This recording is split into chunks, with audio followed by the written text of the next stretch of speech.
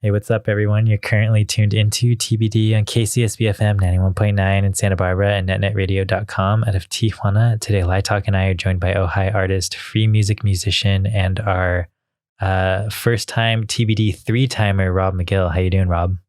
I'm doing pretty good. How are you? I'm doing well, dude. Thanks for asking. Thank you. We're tired here, but we're just happy. Yeah. Okay. Yeah. I understand that. All that. Yeah. Work has been pretty draining. I was just telling Maddie here a little bit ago that staring at a computer for 8 hours a day actually is surprisingly kind of draining. And I get home and I'm just like, wow, I kind of want to just lay in bed all day. But I know that's not the healthiest thing to do. Yeah, no, computer work is not necessarily that fun. Dude, it's kind of crazy because like by the end of the day, like my body is just like feeling so weird. Like it's not even just like my eyes or my head. It's like my body feels like physically like drained. I don't know how to explain it. I think, yeah, it definitely has something to, I mean, it definitely starts with your eyes and your head and stuff. And it exactly just kind of reacts throughout your body after that, it feels like. Exactly, dude. And I'll just be sitting there and like I'll get to a point, you know, like depending on when I start during the day, but around like 3 or something like that, I'll just be like, yeah, I'm not being productive at all anymore. You know, like this is, I have to be here for another hour, but like definitely would just go home at this point because I'm not getting anything done, you know? Oh, yeah. I mean, the midday drain is pretty real. It definitely is pretty real. Anyways, Rob, like, I don't know, what have you been up to since the last time like we talked, you know? How have you been like keeping busy other than like music and stuff? Let's see. Well, besides music, I've been doing a lot of rearranging at my house, and oh yeah, because I live with my family, and there's just a lot of stuff. We just have a little bunch of stuff, and finally we're getting around to like, because we moved from a house right before the pandemic started, and we're back at my grandma's house now, and we just had to like, we downsized, but still had all the stuff. Yeah, you downsized, but you still had all the stuff of a normal size, or like a bigger house or whatever. Right, yeah. And so it's just, we got storage units, and then, but we also just have a bunch of stuff here. So, but we're getting everything kind of like involved and situated now with moving stuff around. Yeah, that's cool. I've actually, you know, this last weekend did some rearranging myself. My house has just always been kind of like packed. I don't know, cluttered, you could say. My mom, the way she makes like extra income is by like collecting people's junk that they don't want and like selling it at yard sales and stuff. Which I mean, that's a good hustle. It's honestly a hustle for sure. Yeah. And like, you know, there will be a garage sale where sometimes she'll make like a hefty grip of cash, and it was like, wow, dude, like you just sat in your yard and just made like, right, yeah, like money for groceries for the month, you know? Yeah, totally. Yeah, definitely. Yeah. But it's like some, like, you know, there's just a constant flow of stuff that like will be collected. And like we built a shed on like the side of the house years ago. I remember being young when it happened, and it's like that shed got filled. And then it's like my mom just got more stuff and then kind of forgot about the stuff that's in the shed. And so like the other stuff kind of just started accumulating in like other areas like the garage and whatnot. Right. And, you know, it's kind of gotten to the point where it's like, dude, we need the garage to like actually like work on projects or like do whatever. Yeah. And yeah, just like cleaning the garage and stuff has just been like an ongoing project that's like, seems to be never ending. But last weekend, you know, it's like, and my parents bought like this like pod, you know, those like pods you can buy, those metal like shipping container type things, and we put one in the driveway, and we're like, okay, this is what we're gonna do. We're gonna take out all of the stuff from the garage, put it in there so we can actually move around some like stuff, actually get situated, figure out where things are gonna go. Yeah. Fast forward, it's been like 1.5 years since we've had the pod, and the garage has not been cleaned. So now we're finally getting around to actually doing that. We made some progress last weekend, and then this weekend, that shed that I was telling you about on the side of the house, me and my girlfriend are just going to clean everything out of it and then just start over. Yeah, I mean, it's pretty remarkable how much when you're in a cluttered area and then you just take it out, you're like, oh, I could I could even live in this space. You know? Dude, literally, like when I'm working on my cars and stuff, like the space I had in my garage to actually like work on cars and like access tools and like all that stuff was like so small, you know, like right, yeah. But like with all the stuff that like we cleaned out and like, you know, got rid of and stuff, like I'm standing in there and I'm like, wow, dude, I could almost park a car in here and actually work on it in the garage, you know, like yeah. It's sick. Yeah, I mean, like, what else have you been up to other than like rearranging your house and whatnot? Like, have you picked up any new hobbies? Like, you visit any new places? Well, I work at Bart's Books now. Oh, nice. That's sick, dude. That's a famous location referenced on several Rob Magill cassettes. Yeah. Books and Live at Bart's Books Volume 2. A great.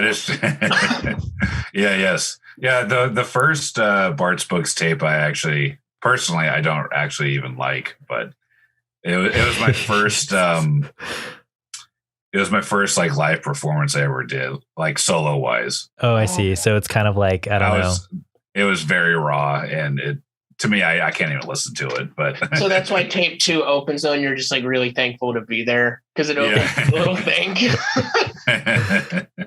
Yeah, but I mean, I've performed there a bunch of times in my life after that first performance, and I mean, the last one I put on was there, but yeah, it's I mean, I've been going there my whole life, Bart's Books, and it's just a really good place to work and good money. And all I do is put books away. That's all I do. That's sick.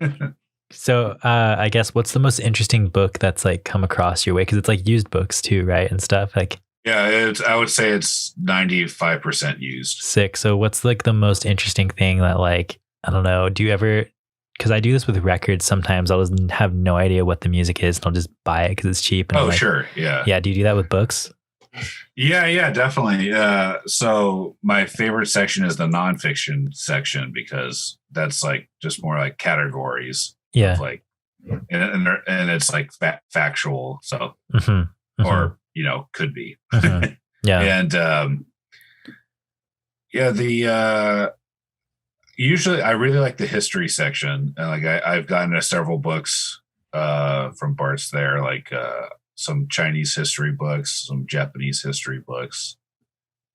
Actually, there is this one of the Chinese history books that I got is called, I think it's called 1434. I haven't read it yet, but the information about it looked really interesting because it was talking about how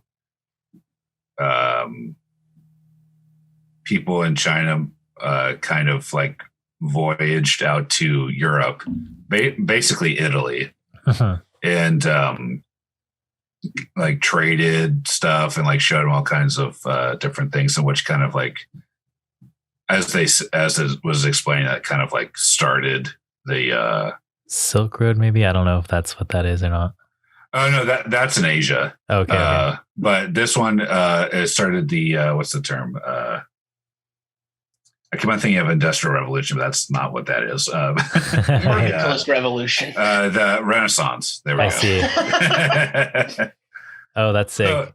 So it was like it's interesting. I haven't read any of it yet, but like that in itself caught my eye. That's cool.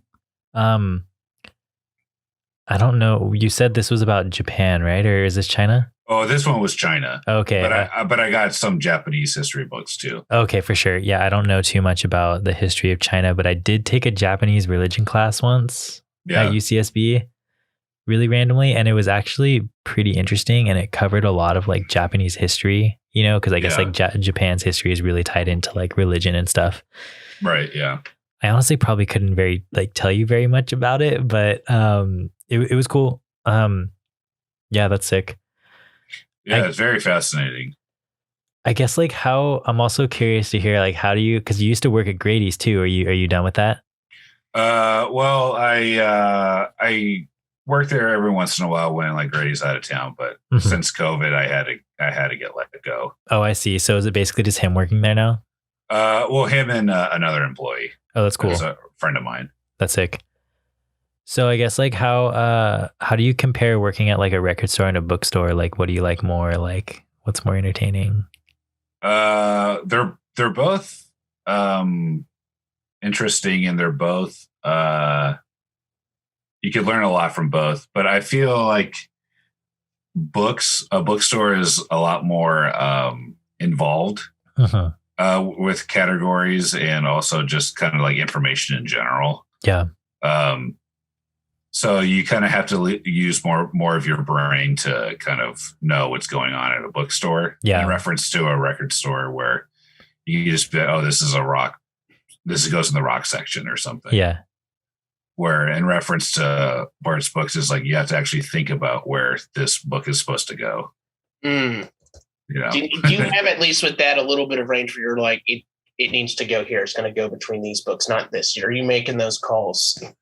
Right. Yeah. I mean, I gotta. It's this weird. Not weird, but it's like this system of people just. I mean, same thing with Grady's too. People bring in their records or CD or whatever. I was gonna ask too, like. Yeah. I guess like so people bring in their used books, right? Just like a record store to like sell, like you were just saying. So are you the one like making the judgment calls on like how much you're going to pay these people for their like box of books or like box of records? No, other employees do that. The sole job that I have is literally just sorting books, putting books in the shelves. Yeah. That's cool. I don't even pick up the phone. So it's like, I don't do any of that. That's sick that it's like a small bookstore, but like every job is like super specific. Yeah. Well, it's basically just me and the janitor, who I'm also friends with, only have very specific jobs that we only do specific things. I see. That's cool. Rob, so you've played a couple shows this year, right? You did one with Tatsuya, and that was at Bart's, right? Yes. So, how has live gigging been going, or at least from what you did earlier on when things weren't as crazy? Well, it's definitely a lot less, and just because I just can't risk doing shows right now in general, unless it's like a specific, like I know it's going to be safe, but It's interesting because I've actually had to cancel a bunch of shows too. Oh, did you? Yeah, because I mean, just in this past couple of months with like the new variant. That's fair. So and it was just like I don't want to even deal with this, and especially how people now are,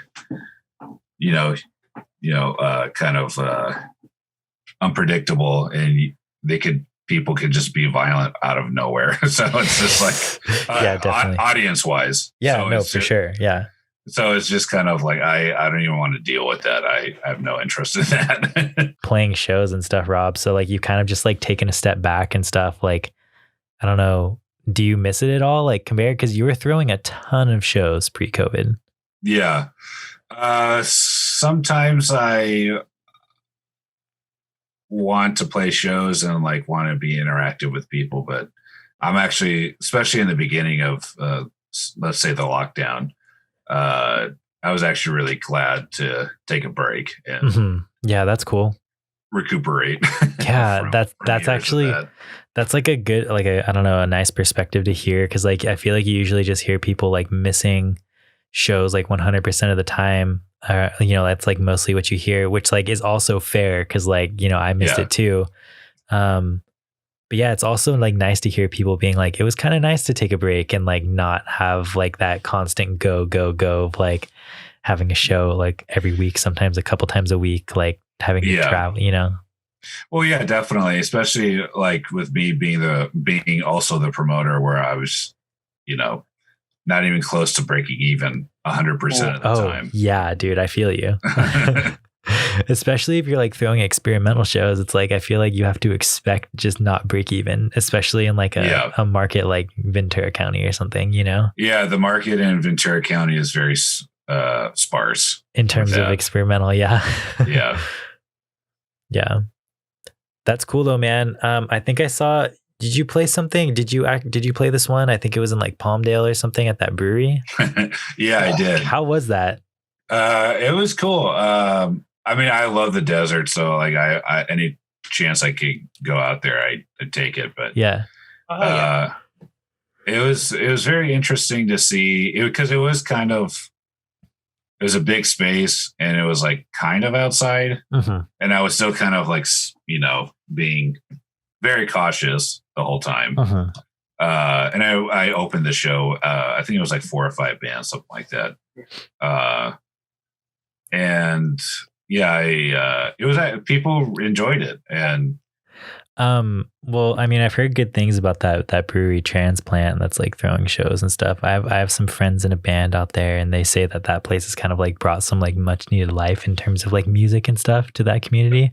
Oh, sure. Yeah. And it seemed like a really like involved and people like were, going there. And like I see on social media that, it's pretty popular. Yeah. Which is good. I mean, I think that that's a really good thing, especially in that area. Rob, so I also wanted to ask if you're like still like painting or doing like other forms of art as well recently. Yeah, I've kind of put a couple things on hold at the moment, but I like for instance, like my garage, I'm setting up so I could actually paint in there. Oh, sick. Nice. Yeah, it's been because I'm kind of the type where it's like I have to get my environment right before I delve into the art. And, that's fair. Yeah. I mean, like you can't just work in some place that you're uncomfortable, Right. Yeah. Because that definitely shows within the art too. But I've been so I'm about to do some of that. I still have been doing like drawing and stuff like that. And, doing some photography too. That's sick, dude. Do you post your photography anywhere? I'm actually curious.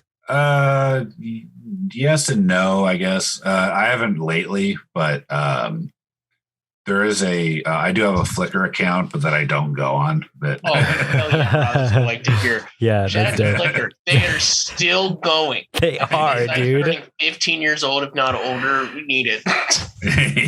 Flickr is gonna make a comeback, just like CDs are coming back again. Yeah.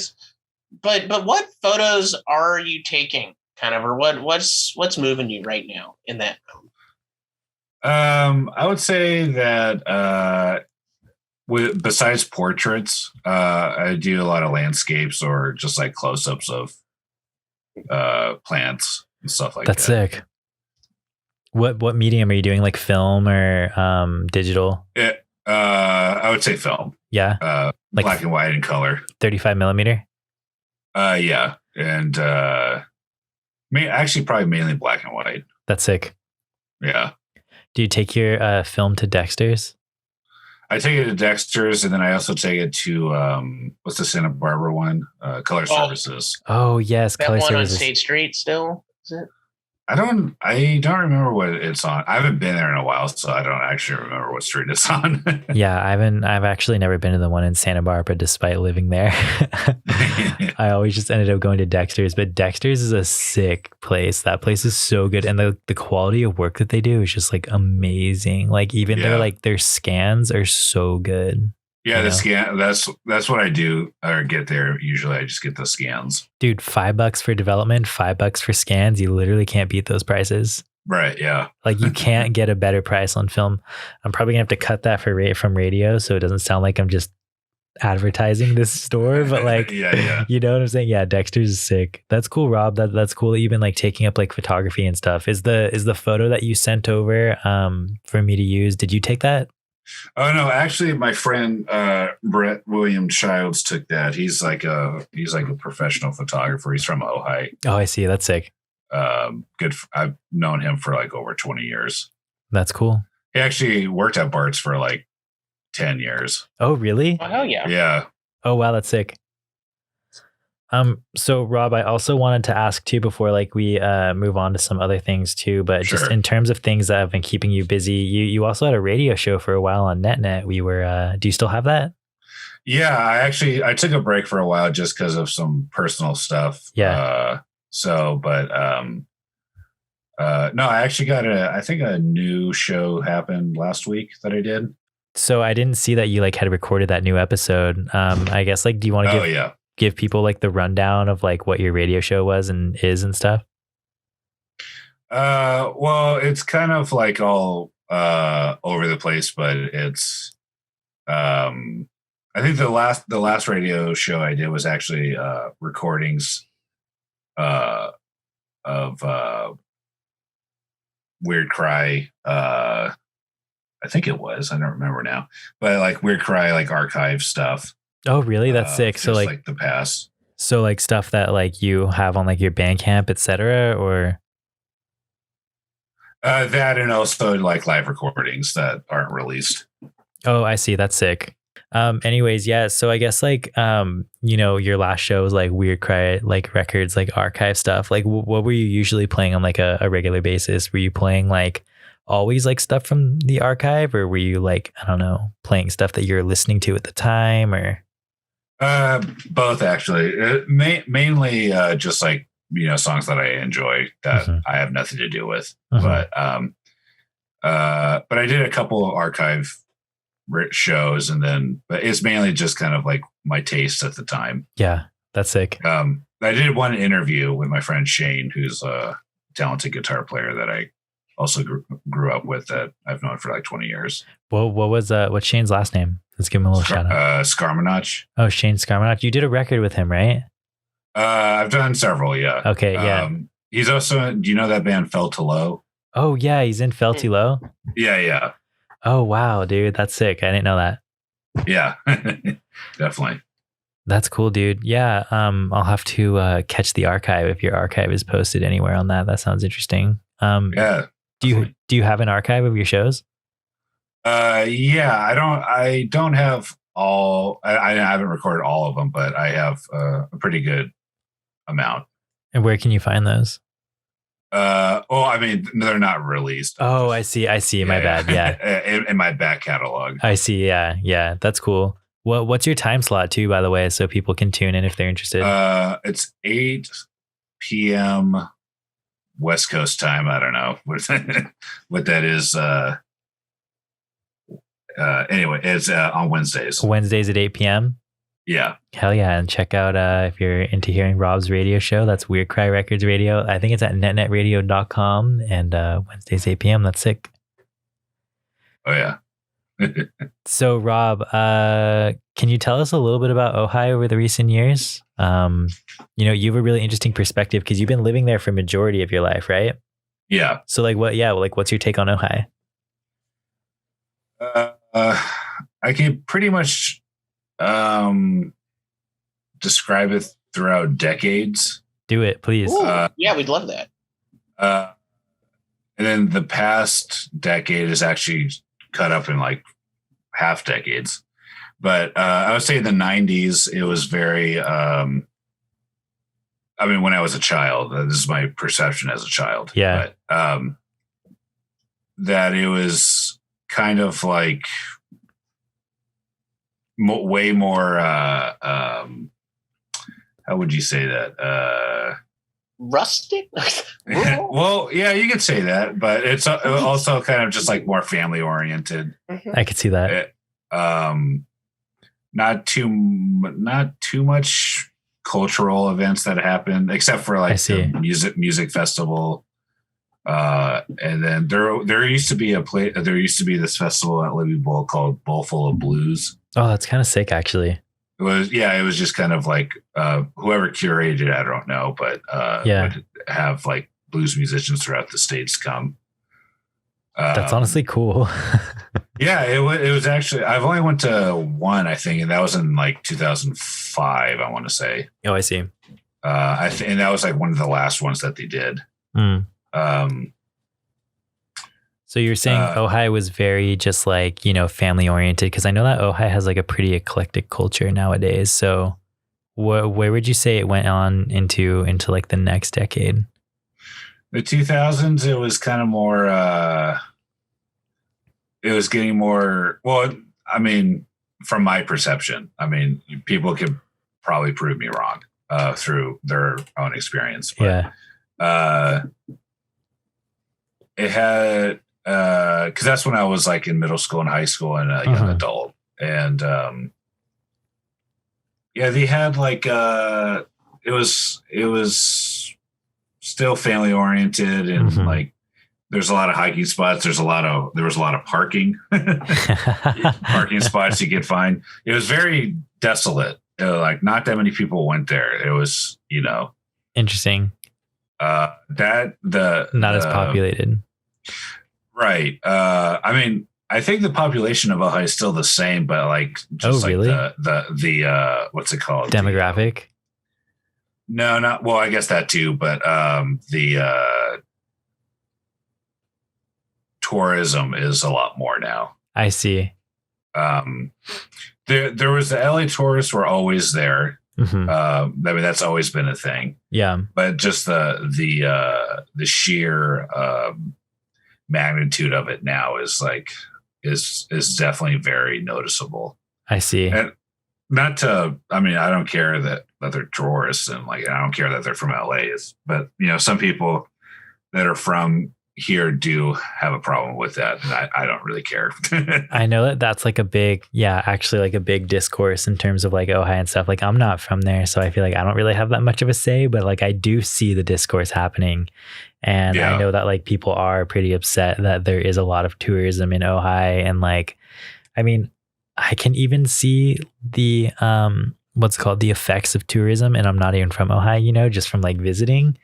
I can see that there's like a lot more like touristy stuff, and even in the backcountry, dude. Like I know you were saying that there's like a bunch of like hiking trails and stuff. When we go into like the Los Padres, like through the 33, even on those hiking trails, dude, some of them, like especially like Piedra Blanca, that trailhead, dude. When we went there this time last year, there was so much trash on that trail.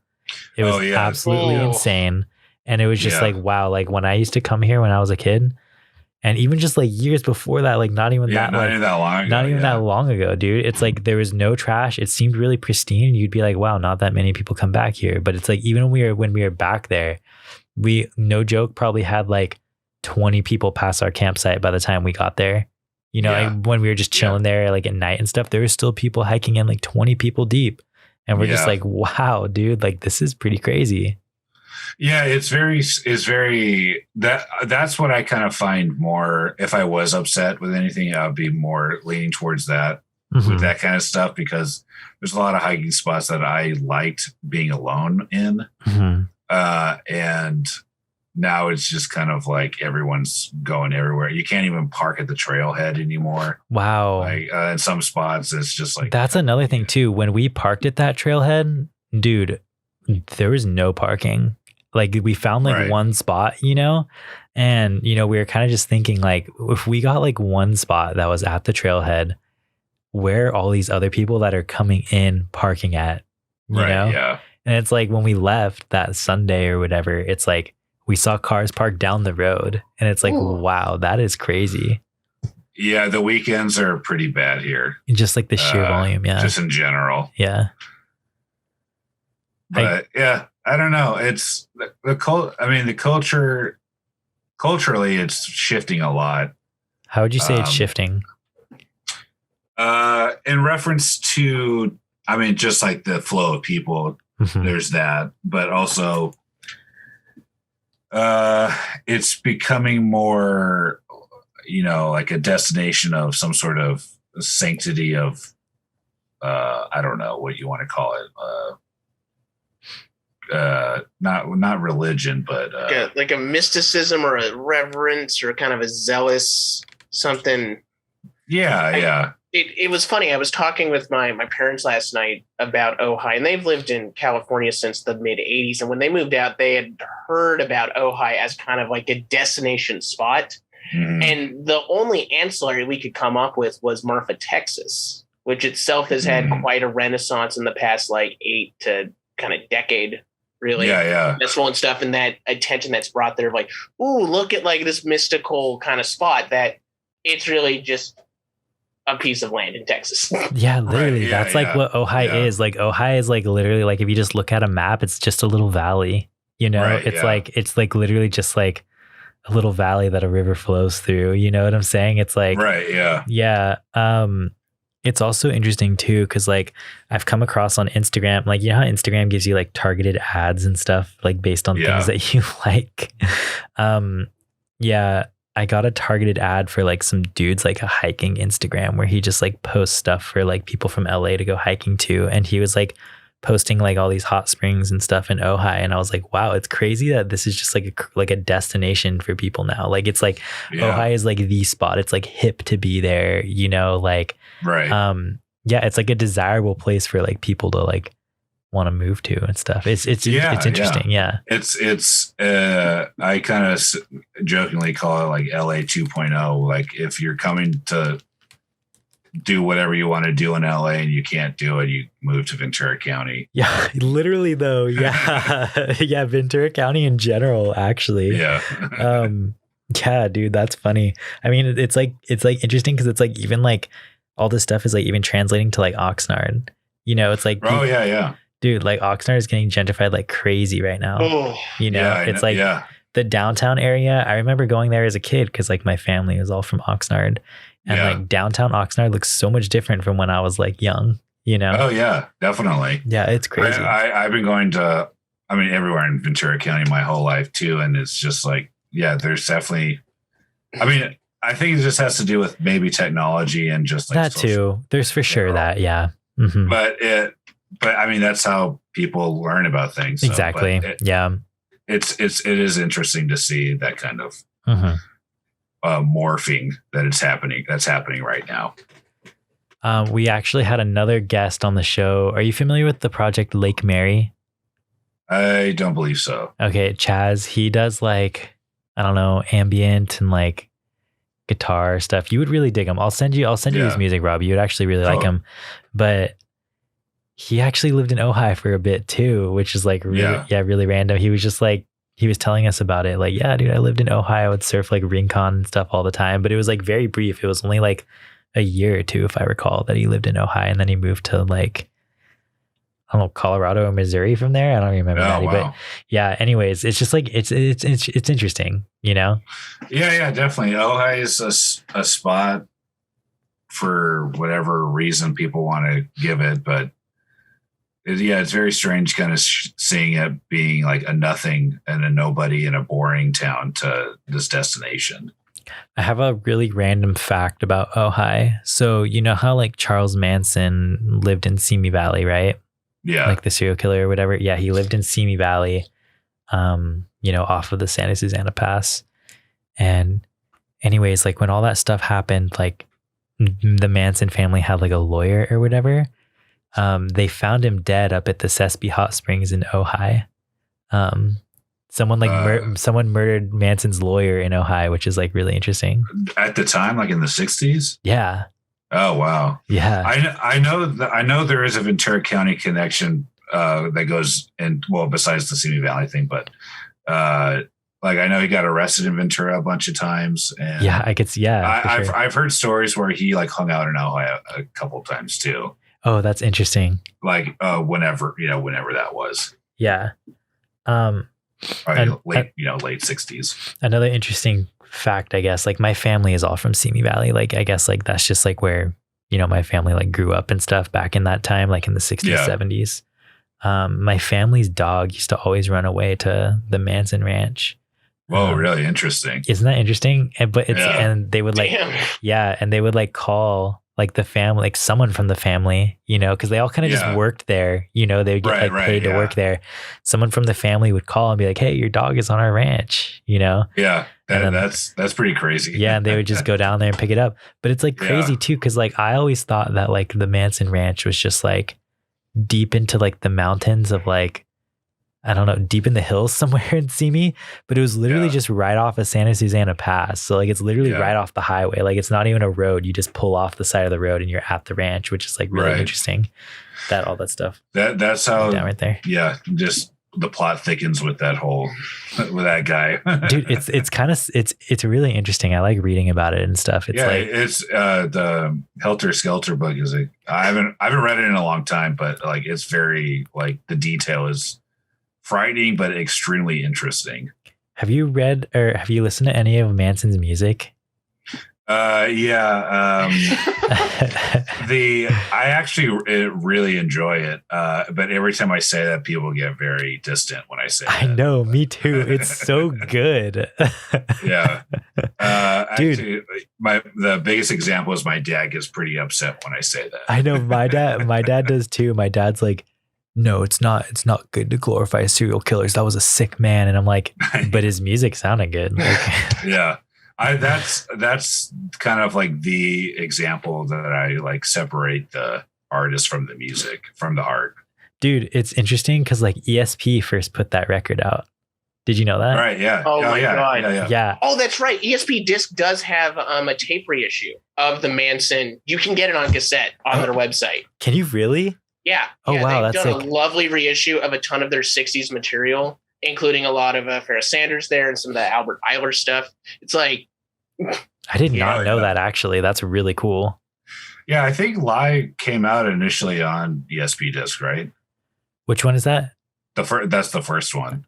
Oh, yeah. First Manson one. Oh, yes, it did. Yeah. Yeah, it's sick. Yeah. No, that one. I mean, that's my favorite one. I haven't heard too much his other material because most of his other stuff is he recorded in jail, but I went to the museum. And those are all bootlegs. So oh yeah. The Museum of Death also has like a 12-string guitar that the prison had to confiscate from him at some point. Oh, really? Yeah, it's kind of interesting. Anyways, we're like just 12-string. Yeah, we're just like super off topic on just Charles Manson stuff. But anyways, that's how it gets you. I know, seriously. I guess like just to like wrap it back, wrap up this Ojai question. I guess if you had like to pick a favorite, I guess like decade or time period in your eyes, like how you would categorize the different like eras of Ojai, what would be your favorite? Probably 2000s. Yeah. I could be biased or whatever, just because that's when I was like growing up as a young adult. Yeah. But it was definitely a really good time to like grow up in. Mm-hmm. I mean, there was obviously just like throughout life anyway and everywhere, there's difficult stuff, but there's also good stuff too. Yeah, that's awesome, Rob. So I guess like we'll hop into some music stuff here. I guess, Maddie, do you want to start this one off? I guess we should. Oh my God. I mean, we've been talking about Ojai. We've been going down memory lane here. God, honestly, we could spin the bottle. Let's just start off with, I guess, a little bit on Weirdcry itself in regards to, again, you've had really quite a super productive year, though, in music, and we have a couple of releases that we do want to get to, but you've, quite frankly, been running this label out of Ojai known as Weirdcry for 8 years? 9 years? Yeah, 9. Yeah, it's 9 now. Oh, wow. I feel like it's something that goes pretty casually under the radar. I know right now even Bandcamp's upped like a tape feature, but it's odd because if you look at the stuff that's coming through, this is like a really just fascinating label that's going on just regionally, along with your solo stuff on it. I'm curious about the ethos behind, at least for you, like in 2013, 12 there, what were you thinking of when you wanted to start it? Well, I mean, mainly it was just kind of necessity. Really, that's how it started, because I was trying to hustle. I mean, I still do every once in a while to get other labels involved, to be interested in with my music, and if they wanted to put it out or do something with it. And I was batting zero, so I was just like, well, I mean, the next logical thing to do is just to do it myself. Yeah. So that's basically how it started, and just to make my own music and other projects at the time that I wanted to. That my friend had a label that I also used to make music with, and we were trying to like tag team this like Ventura County Lost, or some sort of unheard music. Yeah. What was Sorry, I was just gonna say, what was his label called? It was called Deep Tapes. Okay. But that's kind of like that's in the ether now. So with Weirdcry though, also again, because we mentioned Grady's earlier, and albums I've bought at least one of them there with you on the cover at a field, and then Thomas has given me a Patrick Shirisi tape from there as well. And even Warbler Records up in Santa Barbara, I've seen stocking them. So you have also like this kind of regional, at least, thing you'd built over that period. How did you do that? I don't know. I just kept on, talking to people and starting relationships with people and just kind of like getting the ball rolling in that way. And then also just, being genuinely interested in what people were making and listening to it and enjoying it and just having the avenue of being like, all right, I need to make my music and I need this process to work. So I guess like, did you have like a specific vision for like what you're trying to put out and stuff? Or like when you had the label, was it kind of just like a go with the flow type thing? Like, let's just figure this out as we go. Yeah, mainly the go with the flow and just see what happens kind of thing. There is a vision, but like sometimes it's not necessarily too I can't really like pinpoint what that really looks like. That's cool. In regards to the amount of releases that you've been able to put out, has anything changed over the last decade just in regards to overhead costs or, getting stuff out? Well, I mean, tapes and CDs kind of have stayed the same. Records, which I've never done yet. That's got more expensive. Yeah, for sure. So I really need to like, which has been good working at bars is that I'm saving a lot of money. And so I'm eventually going to fund the a record at some point. That'd be sick, Rob. Yeah. So, did you do a record in the past? I've only been on one LP, and that was on what's it called? Sun Arc, which is a subsidiary to Drag City. What was that process like, if you can go into any detail there? Cameron, who is the owner of Sun Arc, who's also the Sun Ra guy. He's also running a radio station right now, right? Something like that? Yeah. I forgot what it's called. Something like Lookout. Yeah, Lookout. It's like something like that. Related to Dub Lab or something. Anyways, continue. I believe so, yeah. He was always been a fan of my music, and we were trying to fit something into more of the quote unquote underground mainstream, if that makes sense. Yeah. And so like that was kind of like that was my attempt, and that album, The Owl and the Pussycat, was actually not my first mock-up of the Drag City thing. I think I had like 2 or 3 that I presented to him prior. Before that, when he chose that one. Interesting. But actually, the first one I did actually, the first attempt was, I just didn't like the mix that well. So, and it's still unmixed to this day. Interesting. And so I was just like, I'll just do another one. And then, the second one I gave him, he liked, but he wasn't ecstatic about. And then I sent him to Owl and the Pussycat, and he really liked that one. That's cool. Which in reference to all my material, like I'm never upset with the material that I'm doing or the compositions that I'm doing. Sometimes I get kind of self-conscious about the actual performance. I see. Sometimes I think my performance could have been better, but that ceased to be seen, I guess. Whatever happened with Drag City, you stopped putting stuff out with them, or it was just done after that record? Well, I mean, I don't really have a relationship with any of those people. Oh, okay. And they were kind of like apprehensive, I think, about the whole thing anyway. Really? That's kind of lame of them. Well, I mean, I don't really know. But I think there was some sort of thing with that, but yeah, I don't know. That was also a long time ago. It was like 7 years ago. Yeah. So.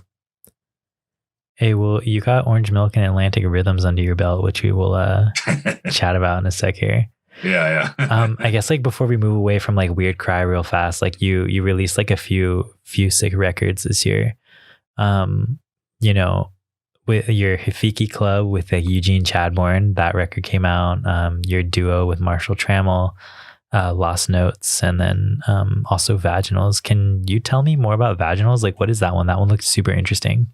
Yeah, that's a person I met in San Diego when I toured on my U.S. tour I did in 2018. Okay. And I really... she played the show as well, and I really enjoyed what she was doing, and finding out later that she's been doing it since the 90s. Oh wow. Yeah, definitely. That's crazy. And she sings and plays drums, like she's and then writes everything, and it's really good. She has a good sense of humor, and because I always kind of like tell people it's like Residents, but more punk, I guess. Yeah. But yeah, no, that's and that was an album she did, I think, a while ago, and then she just kind of like revisited it, and then I just put it out. And was like, "Here, Rob, can you put this out for me?" Yeah. That's sick, dude. Do you want to talk a little bit too, just like briefly about like your record with like Marshall Trammell as well? This isn't the first time you worked with him either, right? No, we have several albums out together. Mm-hmm. Are you talking about Lost Notes? Yeah. That was he was visiting his dad and grandma because they live in Oxnard. Oh, really? That's sick, actually. Yeah. And he was just visiting them, and he was just talking about like if you wanted to meet up or something, and I was like, oh yeah, well, I have like a field recorder now. Maybe we could do a recording. He's like, okay, yeah. So it was kind of an impromptu album in a way. When did you guys record that? I think it was either in February or January of 2021. Oh, that's sick. So did you guys have like a vision for what you were going to do for that? Or was it like literally? No, that was everything about that was completely improvised. Completely improvised. Yeah, that one was sick, dude. I actually have that record. We'll show the audience, but hell yeah. Oh yeah, there it is. Ooh. And there's the celebs themselves. Yeah. Oh, that's a good celeb photo. Yeah. Marshall Trammell is sick, dude. Yeah, he just came down here. I was supposed to get him and Aaron Turner and Tashi Dori a show in Ojai. That would be sick. But I had to cancel it because of just like COVID stuff. But yeah, that's fair. But they did play in LA a couple nights ago, and I went to that. Oh, how was it? It was really good. Yeah, they played for they all did solos, and then they all did a trio at the end. Wow, that's sick. So I think I also saw on here too, it says Sean McCann mastered this, and that's Sean McCann from Recital Program, right? That's correct, yes. Weren't you, I remember last time we talked, you were going to do a record with the Recital Program. Is that still going to happen? Yeah. It just keeps on getting pushed back from other stuff, but yeah, eventually that's going to happen. That's sick, man. Yeah. So I guess like another thing we wanted to talk about, this last year, like very recently, I forget which month it was, but you appeared on the Orange Milk release. I don't know how to pronounce the name of the musicians, but it's Maurice and Seth Graham. Yeah, but just a Morse Codian series of bleeps and bloops. Yeah, exactly. You know, and the record is called The Heart Pumps Kool-Aid. How did you make the connection, and what was left on the table when they asked you to play some sax? Well, interestingly enough, that the stuff that he used is just from an album of mine. Oh, is it? Yeah. Oh, that's interesting, dude. Sean McCann, you know, he mastered it, and he really enjoyed that album, and that's kind of like what sparked him to ask me to do an album for Recital. Oh, I see. So this has been in the works. This record with Maurice and Seth Graham has been in the works for a really long time then. Yeah. Oh, wow. That's crazy. And and then he, you know, sent it over to him, and then like to be like, hey, check this out. And then he just contacted me, Seth. I think that's his name. Yeah. He just contacted me saying, hey, could I use any of this stuff? I was like, yeah, you know, no problem. yeah, use whatever. Yeah. Dude, that's sick, Rob. I thought you had like recorded something, but he was like, this is sick. I'm gonna just take this. Yeah. It's an album that like I really deeply love. And I was shocked when I found out, like, what the hell is Rob Magill out in Ojai doing on this tape with Recovery Girl and a bunch of other people in the Midwest? It was a connection that made no sense, but also was really welcomed because we like the sound. Yeah. Yeah. That's cool, Rob. I guess, Maddie, are there anything else we can like drop in here before we chat about the Atlantic Rhythms tape, or should we hop into that? Well, perhaps it'll lead into the Atlantic Rhythms. It'll call on the ethos. So I think we should just talk about Atlantic. Okay. This new one, which take it away, Thomas. Yeah, so you just dropped your record, The Beast of Our Nation, on Atlantic Rhythms. You know, I can show that to our audience. Yeah, great tape, Rob. This is sick. And it's on like one of my favorite labels too. Oh, cool. Yeah, Atlantic Rhythms just constantly puts out stuff that I'm like, wow, this is like so good. Yeah, definitely. Yeah. Anyways, I guess just like tell us about that. Like, I don't know. I guess like first about the connection, how you put the record out. Yeah. Well, I mean, it was something that I recorded during quarantine. Yeah. In 2020, and I was just sitting on it for a while, and I know that I didn't want to release it because it probably wouldn't have gone anywhere. Yeah. And or anyone would listen to it, but I mean, that's just my own attitude. Yeah. So I just, you know, took a stab in the dark and just contacted those guys, and they were very interested in it, and it was like a back and forth, email wise, for probably the better half of a year. Dude, that's cool. Yeah.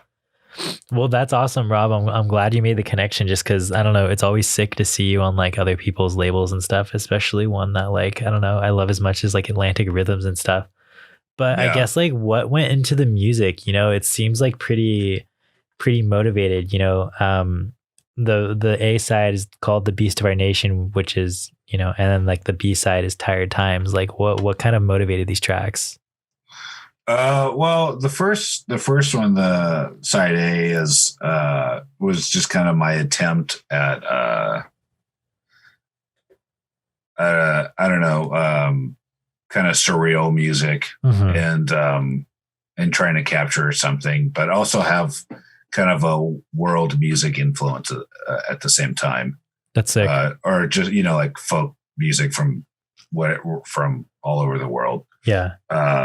But in a, I don't know what you want to call it, I guess, serious music context. Yeah.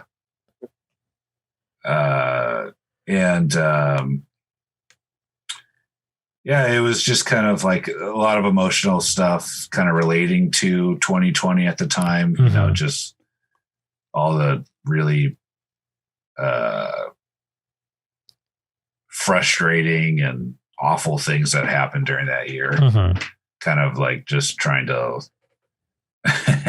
in a joking way, kind of like showing the mirror to, you know, to the world. Yeah. Yeah. That's cool. And then, but yeah, no, go. I'm sorry. Go ahead. I was gonna say, and like, what about the B side, Tired Times? That was more of a kind of like, because the A side is so kind of, you know, at times abrasive in your face, but and kind of like all over the place. I wanted the B side to be kind of more like not relaxed, but I guess you don't call it I don't know, smooth, you know, more kind of, you know, it's like the storm and then the eye of the storm. Yeah, exactly. It's funny you bring that up because I had listened to, I mean, Atlantic Rhythms likes to take a little bit of time. They put up the album, then they put up a single, and they put up the B side before they put up the A side. And I was like, this is really soft for Rob. Why is there a synth here? What is going on? And then I finally heard the A side, and I'm like, oh, there we go. Yeah. It all snapped into play. Full circle. Yeah. Yeah. Yeah, it was kind of, I kind of like had the idea, with the how it should go compositionally. With there's this the last live recording of John Coltrane at the Newport Festival in '66. They start off with My Favorite Things with, you know, that group at the time, you know, with Pharoah Sanders and Alice Coltrane and Rashid Ali, and just being completely explosive. You know, they do the melody of My Favorite Things once and then immediately start blasting for, you know, 25 minutes. Yeah. And then they go into, and I'm blanking on the name of the composition, but they go into like a really, really soft song after that. Yeah. And they kind of like, you know, they just like hit you over the head with it, and then they like put you to sleep afterwards. You know, like, or tuck you in. Yeah. You know? So that's kind of like the inspiration or kind of like the direction you're going with like this tape. Yeah. Yeah, definitely. That's cool, Rob. So we read in like another interview that you did, I believe in July. We have a quote from it. It says, "My art is an extension of myself and my observation of the universe around me." Was that kind of like an approach you were taking to this record too? And like, is this something you approach basically everything you do with? Yeah, I mean, I would say so. It's everything that I do is just kind of like my reaction or response to things that are going on immediately around me, and that's going, and things that I'm not aware of either. Yeah. You know, just out in the world and in space and what's going on at all times. So is it ever just like therapeutic for you? Like you're going through something and then you'll just go and play music or record something? Oh, sure. Yeah, definitely. Yeah. I would say the most therapeutic thing I've done in the past 10 years besides music is painting. I see. And sometimes I try to relate, you know, kind of, there's similar styles, I guess, of just like finding therapy within, you know, painting the music, I guess you could call it. I don't know. So did you paint the stuff that's on the Lost Notes record, the cover? Yeah. That's like ink and pen and what's it called? Pencils and other stuff too. That's colored cool. Pencils. Yeah, that's cool. This is a really beautiful cover, really beautiful painting. Oh, thank you. I can't wait to see what else you come up with when you get your garage set up. Yeah, definitely. Me too. Yeah, that's awesome, Rob. Well, I think that just about does it for, I guess, like the questions that me and Maddie wrote up. I don't know. What are you thinking, Maddie? Is there anything else you wanted to cover? Oh boy, honestly, I think we could get to some fan questions. This is lovely. We got a couple of fan questions, Thank Rob. you, Rob. Oh, okay, cool. Yeah. You down to take some fan questions? Yeah, absolutely. Let's do it. This first one's a real killer. So it says, what exactly is a weird cry as opposed to a normal cry? Well, weird cry is kind of you could call it a somber mood that is in the environment of something that is abnormal. Yeah. And I guess a normal cry would just be whatever you're feeling. I fell and bumped my knee. Regardless with anything. I fell and bumped my knee. I'm going to have a normal cry. Yeah. Right. Exactly. That's sick. So this next one says, do you ever go to Jolly Cone in Miners Oaks? And if so, what are you ordering? I have, there was a period where I did a lot last year. Yeah. And that's kind of been like 90% of the times I've been there. Like I usually just don't go anywhere, but usually when I do go there, I get the fish and chips. Ooh. Oh, hell yeah. For some reason I thought Jolly Cone was an ice cream place. They have ice cream there too. Oh, do they? Yeah. Okay, but you're usually getting the fish and chips. So what was the occasion? Why were you going so much last year? Just because my former partner and I would just go there all the time. That's sick. As it happened. Yeah. Okay, so this next one says, what is your favorite solo able musician? And that was from Mike Meanstreets of Sobbing Honey and a bunch of other stuff that he does. Dr. Nine. Yeah, Dr. Nine. Local legends. Gasp. Gasp, yeah. I'm trying to, I don't know. I was trying to, it's hard for me to answer that question because I'm not sure I can. But if one could answer that, that's in my own head. I don't know. You're just not sure. There's no good. What does he mean by solo able musician? Solo. Yeah, I don't know. Let's just say out of prosperity. Let's say Stravinsky. Hell yeah, that's what we like to hear. And why Stravinsky? Well, I mean, he's the master of the 20th century, and kind of there is a difference between post and pre Stravinsky musically in Western world. Okay, so this next one. Same thing with Charlie Parker too. Oh hell yeah, Charlie Parker. Yeah. So this next one says, "What's your favorite movie?" That's an interesting one. Well, I could actually answer that one with ties. Love them. We tie that with 200 Motels. Tied with Monterey Pop, and nice.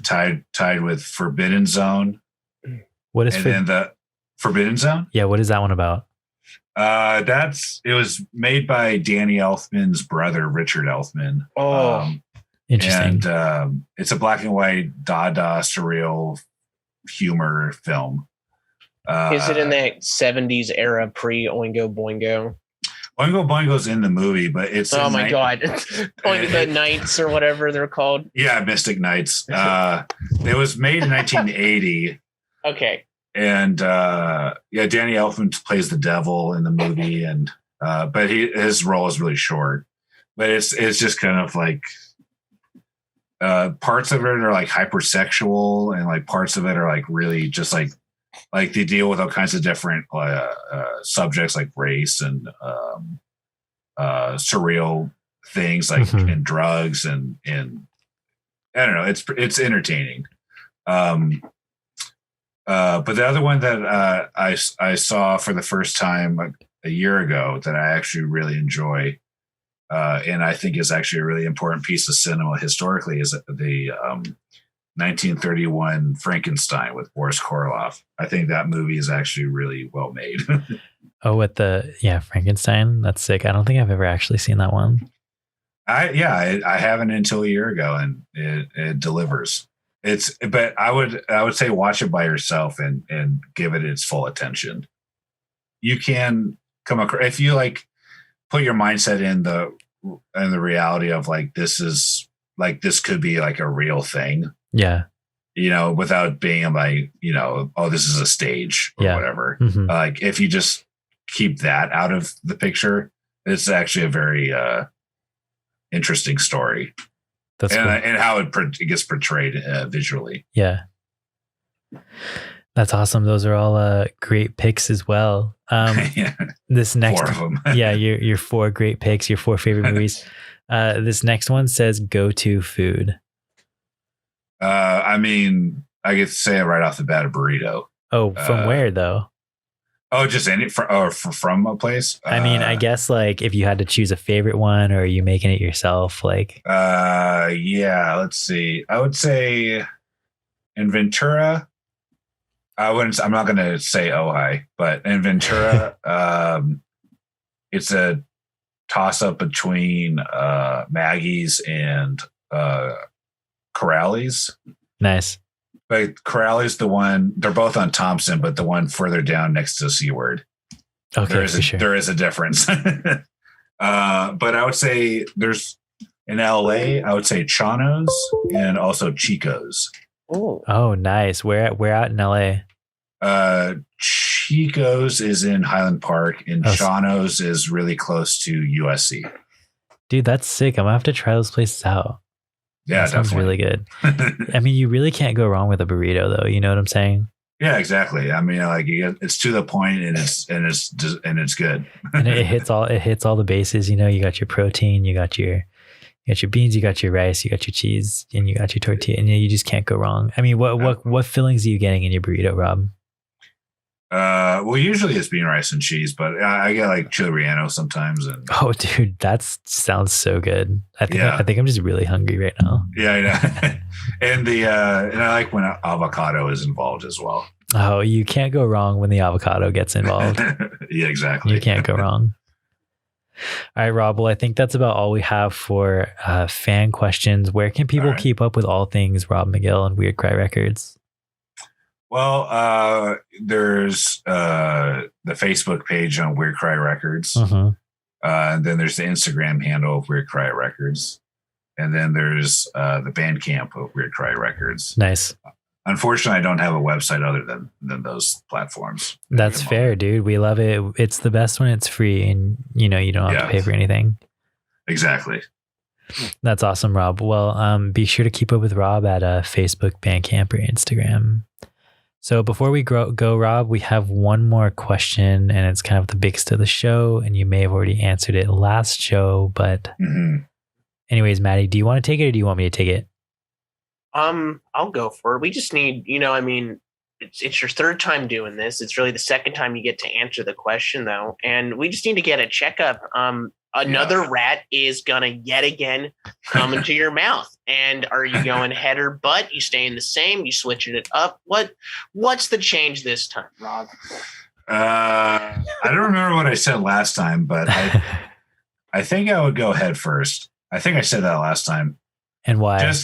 I think I'm probably going to say the same thing just because I could see it before it goes away. I can look into its eyes and know what's going on. You could give it a good stern warning right before it jumps in and be like, you don't want to do this. Yeah. We both don't want to do this, but we're doing it. We both don't want this. Like, let's just get it over with real quick. Yeah, exactly. That's great, Rob. That's a very good answer, and actually a different one that I don't think that we've ever had on the show. So that's sick. Take it. Yeah, we'll take it. Rob, well, I think that's all we have for today's show. Thanks to everybody that tuned into TBD tonight on KCSB FM 91.9 every Sunday 4 to 6 p.m. and at Net Radio every Saturday 4 p.m. This is Rob Magill from Ojai. Thanks again, Rob. Thank you very much.